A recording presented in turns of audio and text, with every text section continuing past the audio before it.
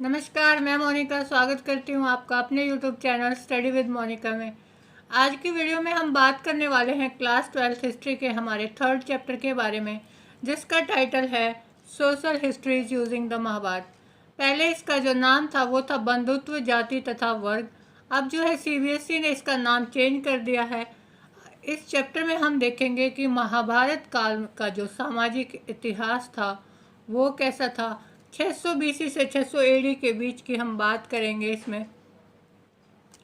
देखिए, इससे पहले कि हम अपना चैप्टर शुरू करें, थोड़ा सा मैं महाभारत के बारे में आपको बताना चाहूँगी। महाभारत के हम सब जानते हैं कि महाभारत के जो रचयिता हैं वो ऋषि वेद व्यास को माना जाता है, लेकिन इसके पीछे की जो स्टोरी है वो आप जानेंगे, वो बहुत इंटरेस्टिंग है कि इसके रचयिता जो है वो तो वेद व्यास हैं, लेकिन इसको लिखा किसने था? वो लिखा था गणेश जी ने। देखिए, एक बार की बात है जब वेद व्यास हिमालय में जो है एक बार तपस्या कर रहे थे, योग साधना कर रहे थे, तो उन्होंने साधना करते करते अपने मन ही मन में जो है पूरे जो महाभारत की जो घटनाएं थी उनका स्मरण करके इसे मन ही मन में जो है रच डाला था, ऐसा माना जाता है। लेकिन अब समस्या ये थी वेद व्यास के सामने कि वो चाहते थे कि जन साधारण के सामने मैं इसको कैसे लेके आऊँ, आम लोगों तक, आम जनता तक मैं इसको कैसे लेके आऊँ। उसके लिए इनको जो है लिखना पड़ेगा। लिखने का कार्य इसका बहुत जटिल था, क्योंकि ये एक बहुत बड़ा ग्रंथ माना जाता है। तो ब्रह्मा जी के कहने पर वेद व्यास जी गणेश जी के पास गए और उन्होंने गणेश जी से कहा कि आप जो है महाभारत की जो है का लेखन कार्य कीजिए, इसको लिखिए। तो गणेश जी ने उनके सामने शर्त रखी कि मैं इसको लिख तो दूंगा, लेकिन मेरी एक शर्त है कि एक बार कलम उठाने के बाद मैं इसको जो है कलम को तभी रखूंगा वापस जब ये काव्य समाप्त हो जाएगा। अब जो है वेद व्यास जी ने सोचा कि अब मैं भी एक जो है गणेश जी के सामने एक शर्त रखता हूँ।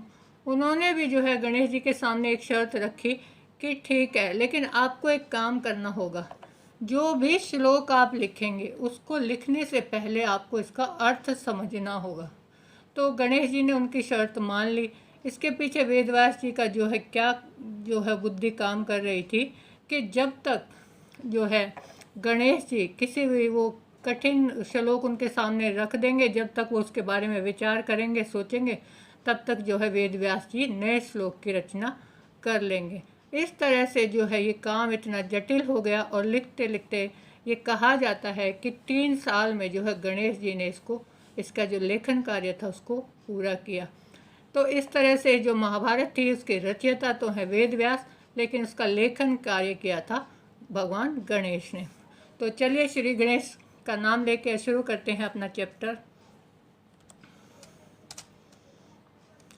600 BC से 600 AD, 600 ईस्वी पूर्व से 600 ईस्वी तक की हम बात करेंगे इस चैप्टर में। महाभारत एक विशाल महाकाव्य है जिसमें 1 लाख से अधिक श्लोक है। देखिए, महाभारत एक बहुत ही बड़ा महाकाव्य माना जाता है, सबसे बड़ा ग्रंथ इसे माना जाता है। इसमें 1 लाख से भी ज़्यादा जो है श्लोक हैं। महाभारत में विभिन्न सामाजिक श्रेणी व परिस्थितियों का लेखा जोखा है। महाभारत में जो है सामाजिक जो है श्रेणियाँ थी उस समय, उनका जो है और परिस्थितियों का लेखा जोखा, मतलब उस समय पर जो है सामाजिक व्यवस्था कैसी थी, समाज कैसा था, इसके बारे में हमें बहुत कुछ जानने को मिलेगा। महाभारत मुख्यतः 2 परिवारों के बीच हुए युद्ध का चित्रण है। महाभारत के कुछ भाग विभिन्न सामाजिक समुदायों के आचार व्यवहार के मानदंड तय करते हैं। देखिए, महाभारत जो है कहानी किसके ऊपर है? ये 2 परिवारों के बीच, एक ही जो है जनपद के 2 परिवार जिन्हें हम मानते हैं कौरव और पांडव, जो कुरु वंश से संबंधित थे, उनके बीच युद्ध हुआ था। उसके ऊपर जो है ये पूरी जो है महाभारत की रचना की गई है।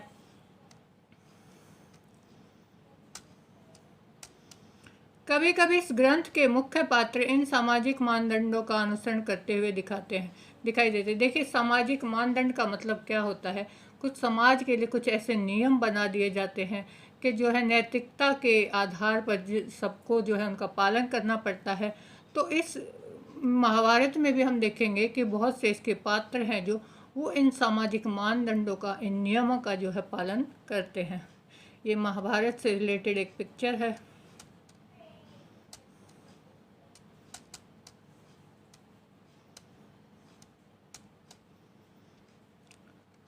अब हम शुरू करते हैं महाभारत का समालोचनात्मक संस्करण। देखिए, समालोचनात्मक संस्करण का मतलब क्या है।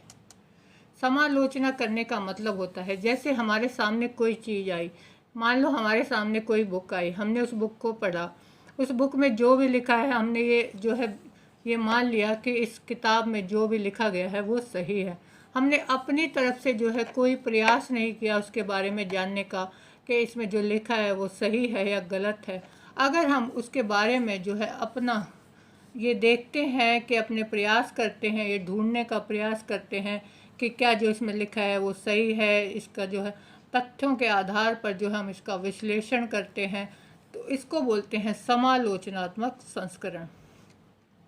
1919 में प्रसिद्ध संस्कृत विद्वान V.S. सुकथांकर के नेतृत्व में महाभारत का समालोचनात्मक संस्करण तैयार करने की शुरुआत हुई। देखिए, इससे पहले क्या थी, महाभारत की बहुत सारी पांडुलिपियाँ थी अलग अलग। संस्कृत में ये ग्रंथ था, लेकिन 1919 में एक संस्कृत विद्वान थे V.S. सुकथांकर, उनके नेतृत्व में इसकी शुरुआत की गई कि इस महाभारत का क्यों न समालोचनात्मक संस्करण किया जाए, इसका विश्लेषण किया जाए, ये पता लगा जाए कि इसमें जो बातें लिखी हैं वो सत्य हैं या फिर काल्पनिक हैं। देश के विभिन्न भागों से विभिन्न लिपियों में लिखी गई महाभारत की संस्कृत पांडुलिपियों को एकत्रित किया गया। देखिए, इससे पहले क्या थी, ये पांडुलिपियाँ देश के विभिन्न भागों में थी, अलग अलग जगह पे। तो इन सबको इकट्ठा करके इनका लेखन का एक साथ करने का प्रयास हुआ। महाभारत का पुराना नाम क्या था? जय संहिता। देखिए, ये क्वेश्चन आपका 1 मार्क्स के लिए बहुत इम्पोर्टेंट है। आपके एग्ज़ाम में बहुत आता है कि महाभारत का पुराना नाम क्या था, तो ये था जय संहिता।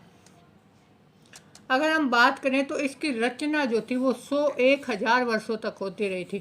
500 BC में इसकी शुरुआत हुई थी और 500 AD तक, ईस्वी तक, 1,000 सालों तक इसका विश्लेषण होता रहा और इसका लेखन कार्य था वो चलता रहा।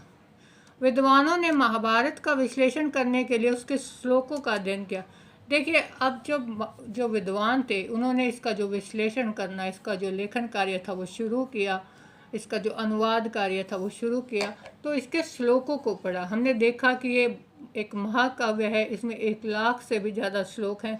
तो इसका विश्लेषण करने के लिए विद्वानों ने भी क्या किया, इसके श्लोकों का अध्ययन किया। उन श्लोकों की तुलना का उन्होंने एक तरीका निकाला। विद्वानों ने ऐसे श्लोकों को चुना जो सभी पांडुलिपियों में उपलब्ध थे। देखिए, जो अलग अलग स्थानों से हमें पांडुलिपियाँ मिली, उनमें कुछ ना कुछ समानता भी रही होगी। तो उनमें समानता ये थी कि सब में जो श्लोक थे ना वो समान थे। तो विद्वानों ने उन श्लोकों का कि तुलना का कार्य आरंभ किया, ताकि उस श्लोकों के आधार पर ये पता लगा सकें कि उस समय सामाजिक परिवेश कैसा था।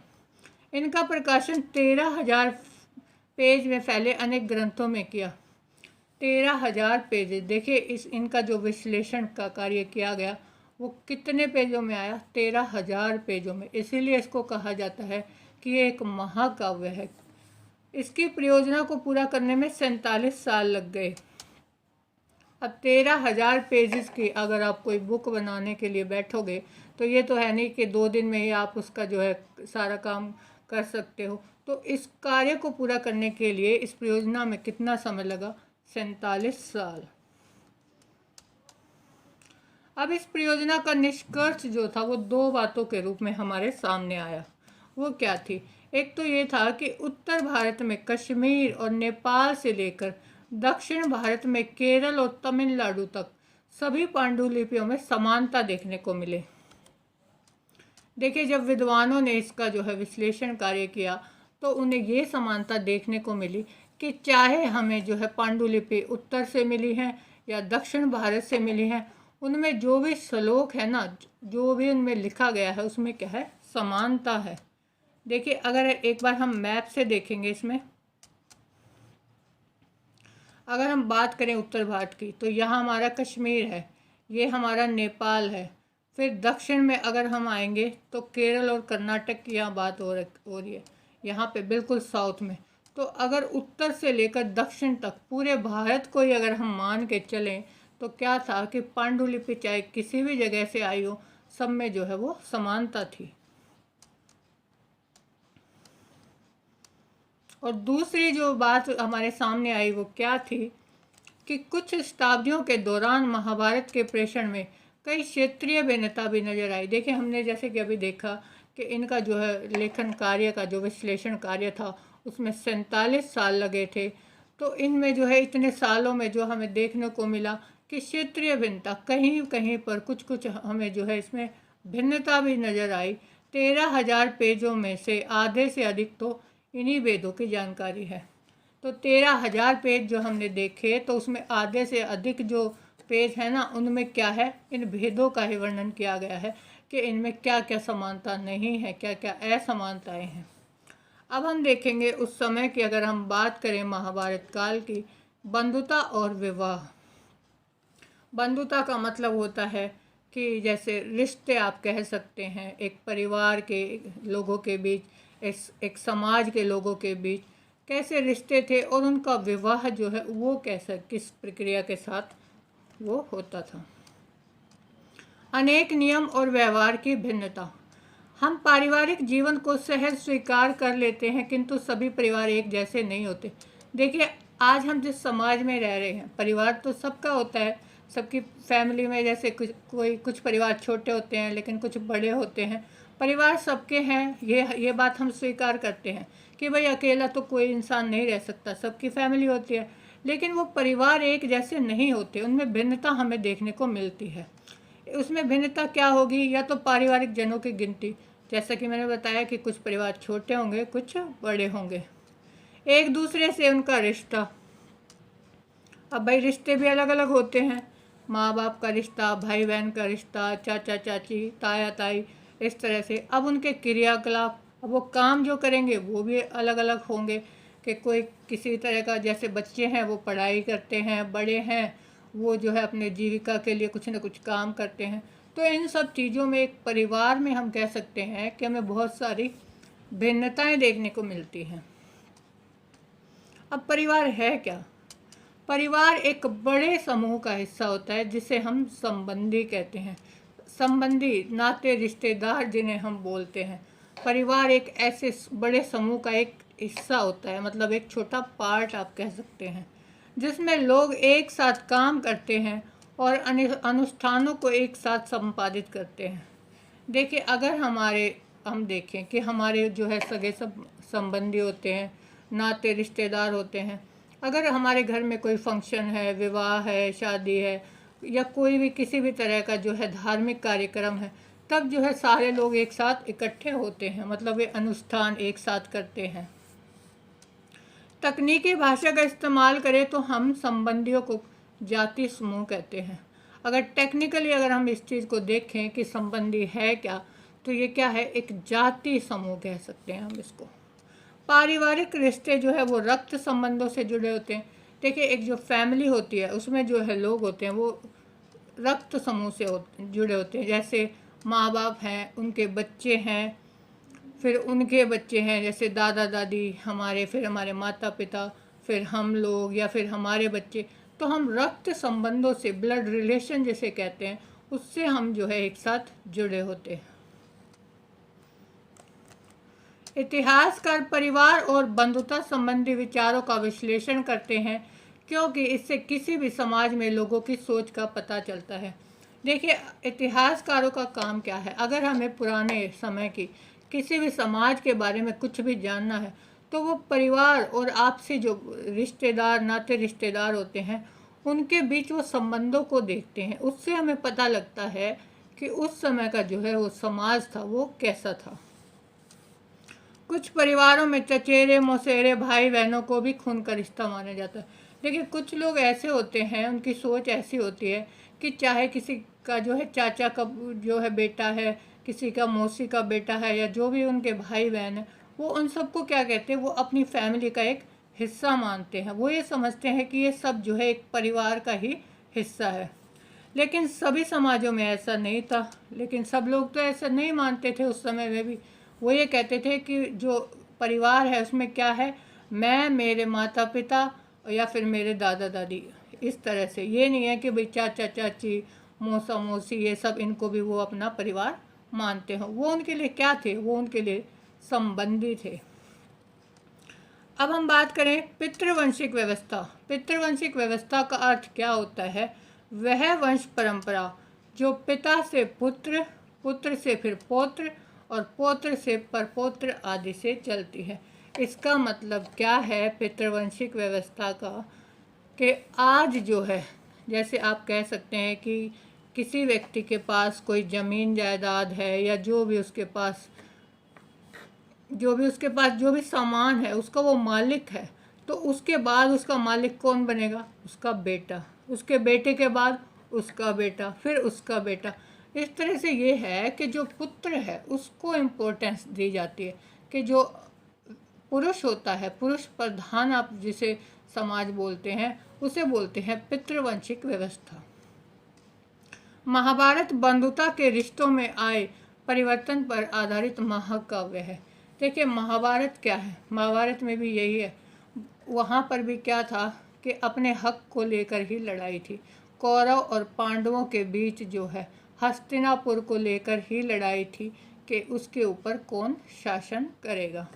ये बांधवों के दो दलों कौरवों और पांडवों के बीच भूमि और सत्ता को लेकर हुई संघर्ष का चित्रण है। महाभारत जो है वो यही चित्रित करता है कि किस तरह से कौरव और पांडव दोनों ही भूमि और सत्ता को जो है, सत्ता पर जो है अपना अधिकार करना चाहते थे। और इसी को ले दोनों ही पक्ष जो है उस पर अडिग थे। दोनों ही जो है पीछे हटने को तैयार नहीं थे। और अंत में जो है ये क्या हुआ था, एक युद्ध में जो है ये इनकी युद्ध का जो आप कह सकते हैं कि आखिर में जो है युद्ध ही हुआ। कोई भी इसका सोल्यूशन नहीं वो निकाल पाए थे। दोनों दल जो है कुरु वंश से संबंधित थे, जिनका एक जनपद पर शासन था। देखिए पिछले चैप्टर में भी हमने बात करी थी 16 महाजनपदों के बारे में। उसमें हमने बात करी थी कुरु वंश के बारे में। तो ये जो कौरव और पांडव थे ये कुरु वंश से ही संबंधित थे। कुरु जो जनपद था उस पर इनका शासन था। अब हम जो है एक बार मैप में देखेंगे थोड़ा सा। कुरुवंश, जो कुरुवंश था ना, उसका शासन जो है किस किस एरिया पर था। ये हमारा मोस्टली आप उत्तर भारत का एरिया, इधर से जो है पश्चिम और पूर्व की तरफ जितना भी आप कलर्ड जो है ये पार्ट देख रहे हो, इस पर जो है कुरुवंश का शासन था। और जो कौरव थे वो चाहते थे कि अब सत्ता उनके हाथ में आए, लेकिन पांडव जो है चाहते थे कि सत्ता उनके हाथ में आए। और अंत में जो है दोनों में क्या हुआ था, युद्ध हुआ था। यह संघर्ष एक युद्ध में परिणत हुआ जिसमें पांडव विजय हुए। देखिए महाभारत का जो युद्ध हुआ था ना, उसमें विजय किसकी हुई थी? पांडवों की। क्यों? क्योंकि ये माना जाता है कि जो पांडव थे उन्होंने जो है सत्य का, सच का साथ दिया था। अधिकांश राजवंश लगभग 6ठी शताब्दी ईसा पूर्व से पितृवंशिकता प्रणाली का अनुसरण करते हैं। जितने भी राजवंश अगर हम 6ठी शताब्दी ईसा पूर्व की बात करें तो वो पितृवंशिकता प्रणाली थी। उसी को वो फॉलो करते थे, उसी का अनुसरण करते थे। जो पिता था, पिता के बाद जो है भूमि का, जो जमीन का जो हक था वो पुत्र के पास चला जाता था। पुत्र के बाद उसके पुत्र यानी पोते के पास चला जाता था। हालांकि इस प्रथा में भी भिन्नता थी। अब वो भिन्नता क्या थी? कभी पुत्र के ना होने पर एक भाई दूसरे भाई का उत्तराधिकारी हो जाता था। इसका मतलब ये है कि मान लो कोई राजा है या कोई व्यक्ति है, उसका जो है किसी भूमि पर, सत्ता पर अधिकार है। अगर उसका कोई पुत्र नहीं है तो उसका जो भाई होता था वो उस सत्ता का जो उत्तराधिकारी माना जाता था। या तो कभी बंधु बांधव जो है सिंहासन पर अधिकार जमाते थे, या फिर कभी कभी क्या होता था कि जो है आपस में लड़ाई करके भी जो है एक भाई जो दूसरे भाई के जो है सिंहासन पर अपना जो अधिकार था, अपना कब्जा था, वो कर लेता था। कुछ विशिष्ट परिस्थितियों में स्त्रियां जैसे प्रभावती गुप्त सत्ता का उपभोग करती थी। ऋग्वेद जैसे कर्मकांडीय ग्रंथों में के मंत्रों में भी पितृवंशिकता का वर्णन मिलता है। इससे पहले की वीडियो में हमने देखा था प्रभावती गुप्त के बारे में, जिसका एक वकाटक परिवार में विवाह हुआ था।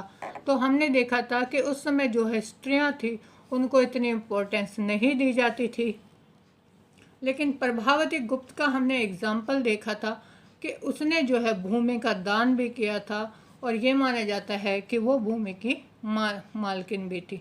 तो इस तरह से कहीं कहीं ये भिन्नता भी देखने को मिली कि ज़रूरी नहीं है कि हर समय जो है पुरुष ही उसका जो है भूमि का मालिक हो, कहीं कहीं जो है स्त्रियां भी हमें देखने को मिली हैं।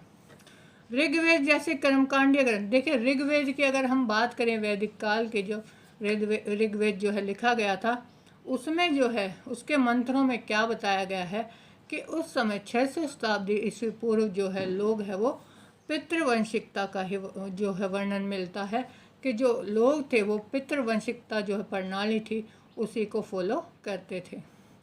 आज की वीडियो में बस इतना ही। इसके आगे का जो है पार्ट हम देखेंगे अपनी नेक्स्ट वीडियो में।